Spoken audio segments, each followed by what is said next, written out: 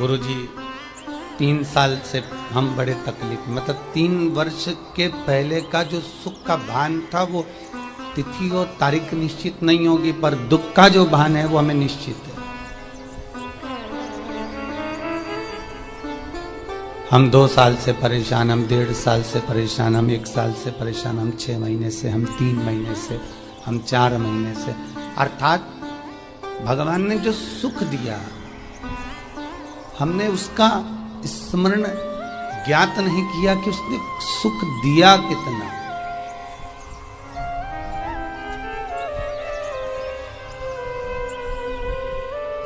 पर उसने जो दुख दिया, उसने जो तकलीफ दी, हमारे कर्मों के अनुसार हमको भोगने के लिए मृत्यु लोक में जो भेजा है, जब वो मिलना प्रारंभ हुआ तो वो घड़ी भले 2 साल का पीरियड हो, 2.5 साल का हो, 1.5 साल का हो, 1 साल का हो, वो हमें ज्ञात है। अब एक बात अपनी जिंदगी में उतार लीजिए, जब सुख का समय नहीं रहा तो दुख का समय रहेगा क्या? वो भी तो खसकेगा, वो भी तो जाएगा, वो भी तो समाप्त होगा।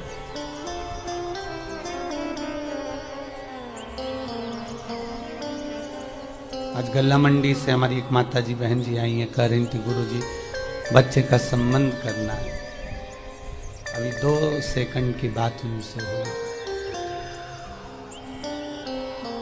हमने कहा इतने उपाय बताए, आपने करा नहीं क्या? गुरुजी कर लिया, पहले तो संबंध नहीं आ रहे थे, अब उपाय करने के बाद संबंध आना चालू हो गए। तो विश्वास रखना, अगर संबंध आना प्रारंभ हो गए हैं तो ज्यादा से ज्यादा 3 महीना, 3.5 महीना, 4 महीना भगवान विवाह पक्का भी करा देगा। चिंता ना करिए।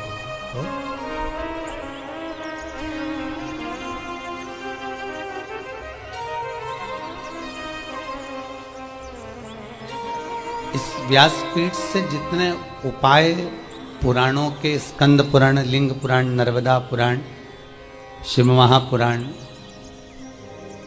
गरुण पुराण, जितने जितने उपाय इन पुराणों से यहाँ से लिए जाते हैं, जो बताए जाते हैं, उसका उपयोग यदि आपने करा तो आपको फल तो मिलेगा, ये पक्का, घटने वाला नहीं। उसका सुख, उसका आनंद आपको प्राप्त जरूर है। तो जब सुख का समय हमारा मान लो नहीं रहा तो फिर दुख का समय क्यों रहेगा?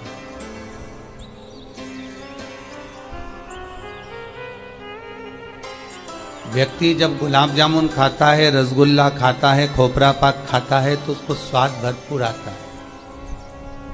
पर 1 सेकंड के लिए मान लो दांत में दर्द उठ गया तो सारी गुलाब जामुन, सारा खोपरा पाक, सारी रबड़ी दरी की दरी रह जाती। 1 सेकंड का वो कष्ट, 1 सेकंड का वो दुख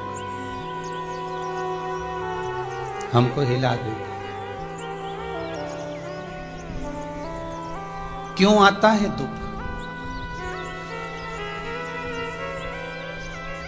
फिर निवेदन करूंगा, भगवान से नहीं डरना मत डरो, वेद पुराणों से नहीं डरना मत डरो, धर्म और शास्त्रों से नहीं डरना मत डरो, घर के माता पिता से नहीं डरना मत डरो, घर के बुजुर्गों से नहीं डरना मत डरो, गुरु और शिष्यों से नहीं डरना मत डरो, किसी परमात्मा से नहीं डरना मत डरो।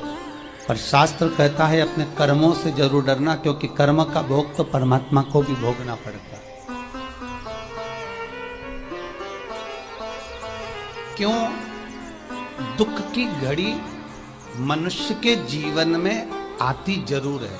ऐसा कोई मानव इस पृथ्वी पर नहीं जन्मा जिसको दुख ना मिला। अगर मेरे परमात्मा भगवान विष्णु राम बनकर जन्मे हैं तो उनको भी मृत्यु लोक में आकर अगर सुख देखा है तो दुख भी देखना पड़ा। अगर मेरे कृष्ण इस पृथ्वी पर प्रगटे हैं, जन्म लिया है, तो अगर उन्होंने सुख देखा है तो दुख भी झेलना पड़ा।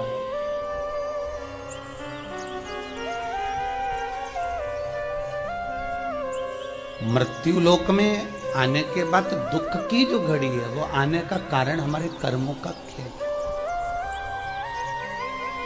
मत बुरे कर्म कर बंदे वरना पछताएगा, भगवान की आंखों से तू बच नहीं पाएगा, तू बच नहीं पाएगा।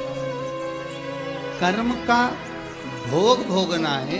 दुख जो मिलता है वो दुख हमको ये दिखाता है कि उस दुख की घड़ी में तू कितना भटक रहा है।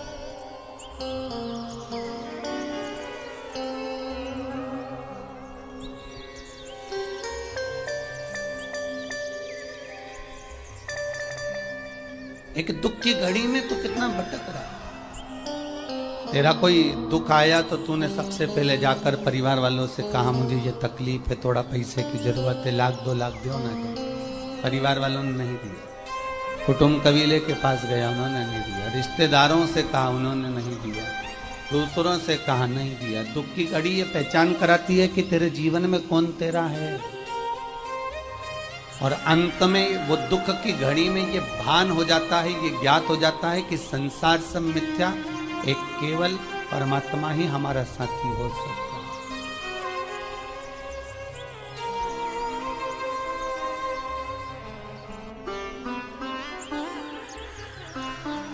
केवल एक परमात्मा साथी।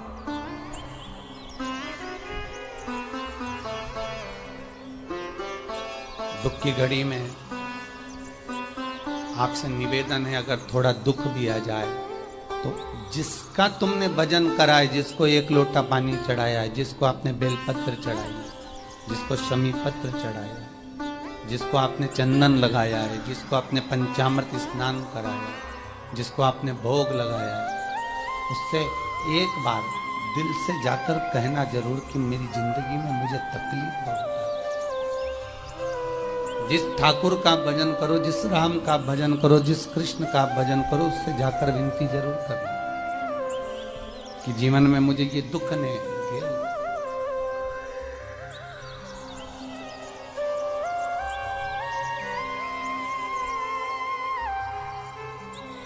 और किसी सदगुरु की शरण में बैठकर, आपको कहा था प्रारब्ध को, दुख को समाप्त करने के स्थान बताए थे आपको परसों की कथा में कि पहला मंत्र जाप, दूसरा सदगुरु की शरणागति और तीसरा किसी तालाब, नदी, तट आदि पर बैठकर भगवत भजन करना। दुख को काटने का सबसे सुंदर तरीका है भगवत नाम। भगवत किसी सदगुरु की शरण में जाकर निवेदन कर कर सदगुरु से कहकर ये जरूर मन से कहना कि बाबा कुछ कृपा हो।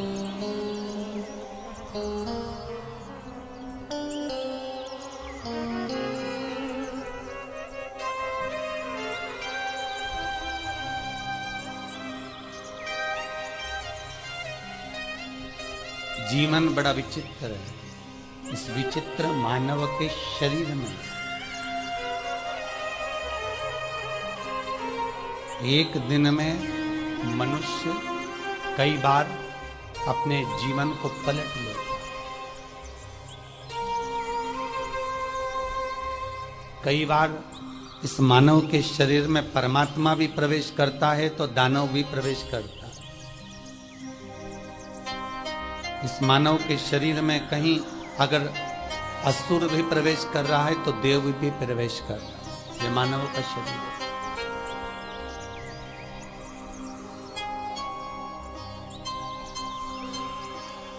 महाराज, एक बार नंदी को देखकर लंकाधिपति रावण जो हंसा, उसमें नंदी का कुछ नहीं बिगड़ा। अगर बिगड़ा तो केवल लंकाधिपति रावण का बिगड़ा कि तेरी जिंदगी नष्ट हो गई, तेरा पूरा वंश नष्ट हो गया उन बंदरों के एक साथ आक्रमण से।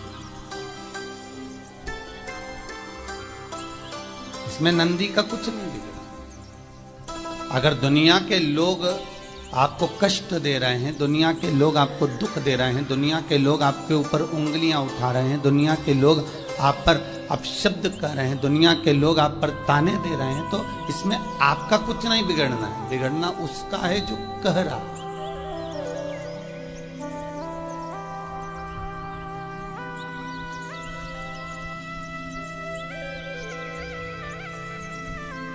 नंदी शिव के पास गए और ये कोई साधारण से नंदी नहीं है। शिलाद मुनि के, शिलाद ब्राह्मण के तप साधना से जो शंकर प्रकट हुए थे, शंकर के प्रकट होने पर भगवान शंकर ने कहा था कि तुम ब्रह्मचारी होकर भी तुम्हारे घर में पुत्र होगा, और वो पुत्र कोई साधारण सा नहीं हुआ, स्वयं शंकर ही नंदी के रूप में प्रकट हुआ, स्वयं शंकर, स्वयं शिव। और शंकर जब नंदी के रूप में प्रकट हुए तो एक भ्रम उत्पन्न हो जाता है कभी कभी कि नंदी की तो अल्पायु थी, नंदी कल कथा में था कि अल्पायु है, और अल्पायु है तो शंकर तो अजर और अमर है, फिर ये नंदी को अल्पायु कैसे कर दिया?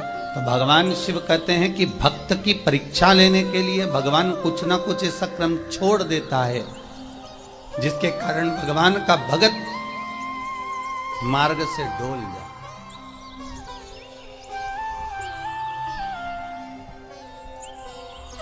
जिस दिन आपका एकादशी का व्रत रहेगा, जिस दिन आपकी प्रदोष रहेगी, जिस दिन आप सोमवार का व्रत करोगे, संकट सोमवार करोगे, जन्माष्टमी करोगे, रामनवमी करोगे, जिस दिन आपका व्रत रहेगा, आपको वैसे दिन कभी क्रोध नहीं आएगा, पर जिस दिन तुमने व्रत रखा, साधना करी, तप करा, पूजन करा, आराधना करी, उस दिन तुमको क्रोध जरूर आएगा, चिड़चिड़ प्रवृत्ति हो जाएगी। तो कई लोग कहते हैं भूखी होगी इसलिए क्रोध कर रही होगी।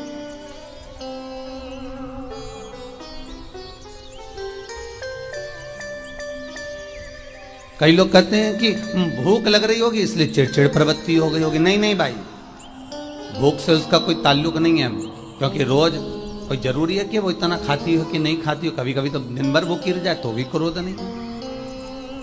उसका कारण केवल इतना सा है कि उसका जो भजन का तेज पुंज है, उसके भजन का जो तप साधना है, वो इतनी प्रबल हो जाती है कि देवताओं को, इंद्र को बोलना पड़ता है कि इंद्र इसने 16 सोमवार कर लिए, इंद्र इसने मंगलवार कर लिए, इंद्र इसने ये व्रत पूरे कर लिए, और अगर इसके व्रत ये पूरे हो जाएंगे तो वर देने के लिए जाना पड़ेगा।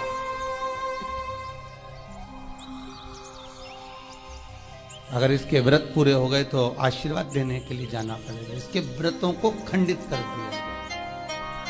तो व्रत को खंडित करने का सबसे सुंदर तरीका देवताओं के पास है कि जिस दिन व्रत हो, 2-3 व्रत अच्छे निकलते हैं और एक व्रत में इतना क्रोध आ जाता है कि सारा करा धरा पानी फेर जाता है। देवता क्रोध दे, फिर क्या करना? तो शास्त्र कहता है कि जिस दिन आपका व्रत है उस दिन एक काम जरूर करना कि भगवान का मंत्र जाप कर कर, भगवान का स्मरण कर कर, कटोरी में जल लेकर, पात्र में जो जल रखा हो, पूजन पाठ करते समय, स्मरण करते समय वो जल का पान अवश्य करो।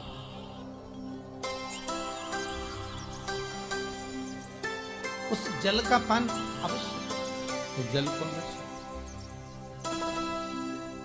क्या होता है जल का पान करने से? शिव महापुराण की कथा कहती है,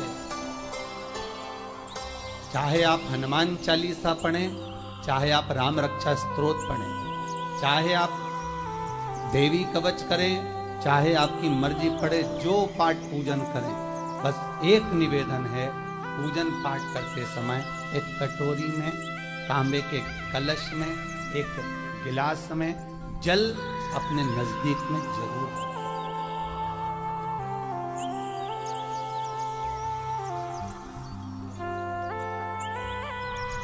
क्या होगा उससे?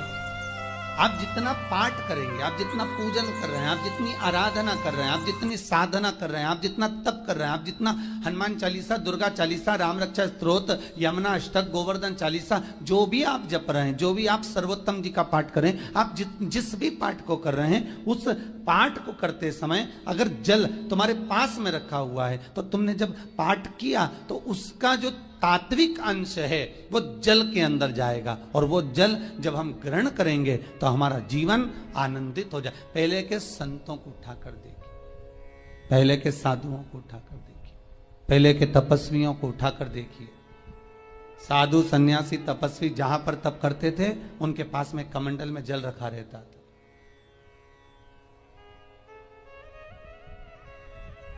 उनके कमंडल में जल होता था।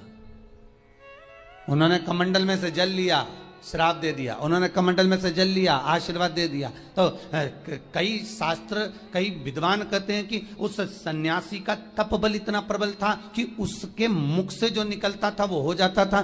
ध्यान देना, सन्यासी के तप बल से भी प्रबल था उसके कमंडल का जल, जिसको वो पठन करता था, तप करता था, साधना करता था, भजन करता था, कीर्तन करता था, तो जो जल उसके पास में रखा रहता था उसमें इतना पावर आ जाता था कि बस उसको छोड़ते ही वो श्राप लग जाता था।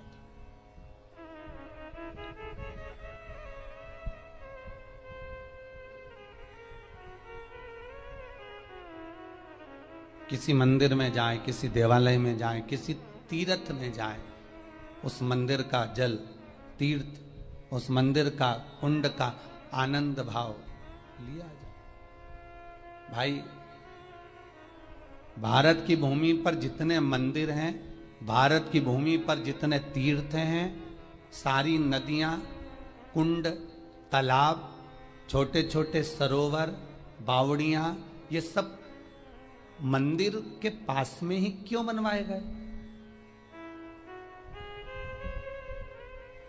ये कुंड, ये बावड़ियां, ये तालाब, ये सरोवर, ये कुएं, ये सब मंदिर के करीब में, तीर्थ के करीब में क्यों बनाए गए? उसका कारण केवल इतना है। और क्यों इतने पवित्र होते हैं? क्योंकि वहां भजन करने वाला, वहां साधना करने वाला, वहां स्मरण करने वाला, वहां कीर्तन करने वाला, वहां मंत्र जाप करने वाला, वहां नाम जाप करने वाला जब जप करता है, साधना करता है, पाठ करता है, तो उसका तेज पुंज उस जल में चला जाता है। उस जल का पावर इतना प्रबल होता है कि जीव अपने आप कल्याण हो जाता है। मात्र स्नान से, मात्र पूजन से, मात्र तर्पण से, मात्र आचमन से।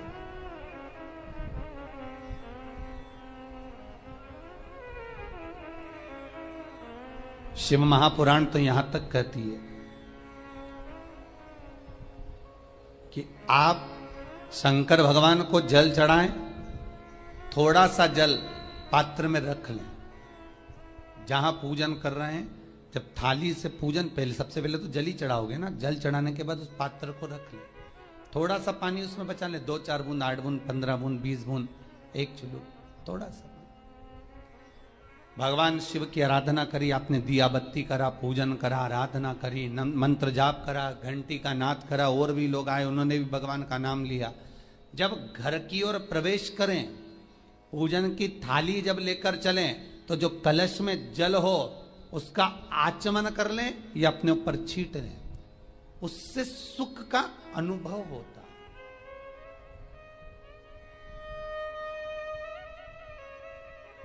है। स्कंद पुराण कहती है, मनुष्य के जीवन के दुख को समाप्त करने में जल की परिभाषा प्रबल है। फिर निवेदन करूंगा, कहीं जाकर मत रोइए, कहीं जाकर मत कहिए कि आपको तकलीफ क्या है।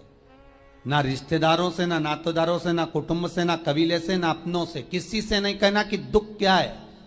बस इतना करना कि किसी मंदिर में अगर पूजन करने जा रहे हो, आप जिस पाठ को कर रहे हो, जो पाठ आप करते हो, हमें ये भी नहीं कहना कि तुम शंकर का पाठ करो, हम तो ये भी नहीं कहेंगे कि शिव कवच करो, हम ये भी नहीं कहेंगे कि तुम हम बताएं वो वाला पाठ करो। तुम तो जो पाठ करते हो, तुम जो स्मरण करते हो, जो तुम मंत्र जाप करते हो, जो तुम नाम जाप करते हो, तुम्हारी मर्जी, तुम जो जपते हो, बस उस जप के समय पर कटोरी में, गिलास में, तांबे के पात्र में, पंचपात्र में जल हो, और उस जल का आचमन, उस जल का सींचन दुकान पर, घर पर रोज करना प्रारंभ कर दो। आधे से ज्यादा तुम्हारी तकलीफ, आधे से ज्यादा तुम्हारा कर्जा, आधे से ज्यादा तुम्हारा दुख तो भगवान यूं ही समाप्त कर देगा, यूं ही।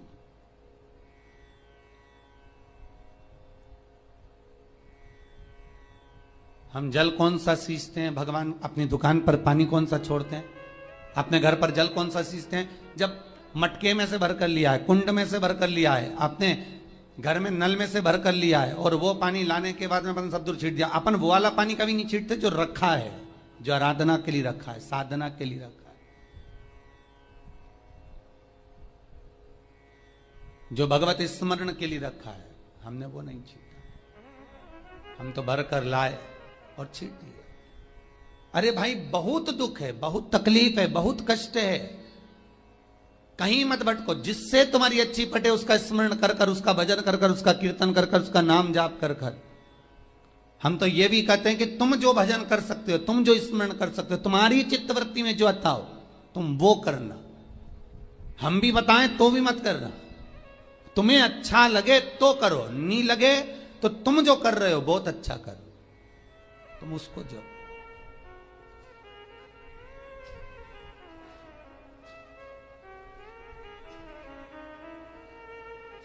तुम्हारा जपना, तुम्हारा स्मरण करना, तुम्हारी भक्ति का भाव प्रकट करना, बस दिल से, मन से, जो तुम्हारे मन में आ जाए भगवान को वो कह दो। भगवान से वो जाकर निवेदन कर दो, भगवान उसे स्वीकार कर दो।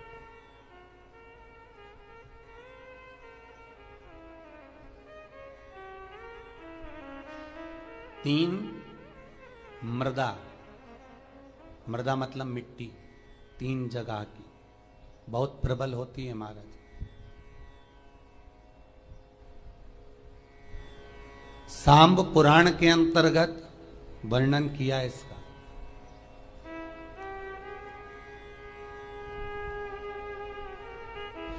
भगवान कृष्ण की धर्म पत्नी जामवंती, जामवंती का पुत्र सांब, जिस सांब को भगवान कृष्ण ने ही श्राप दे दिया था कि तेरी काया बेकार हो जाएगी, तुझे कुष्ठ रोग होगा। भगवान कृष्ण का श्राप था अपने पुत्र को।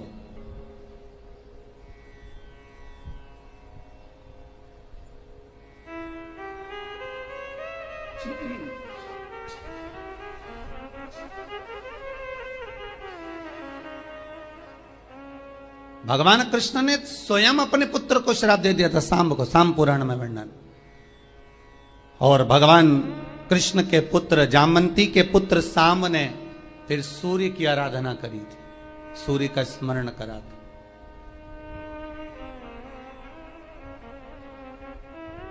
और भगवान सूर्य स्वयं सांब के सामने प्रकट होकर कहते हैं सूर्य नारायण कि तुम मेरी आराधना कर रहे हो सांब, अगर तुम्हें आराधना करना है तो इंद्र की पुत्री देवसेना की आराधना करो, कार्तिकेय जी की धर्म पत्नी की।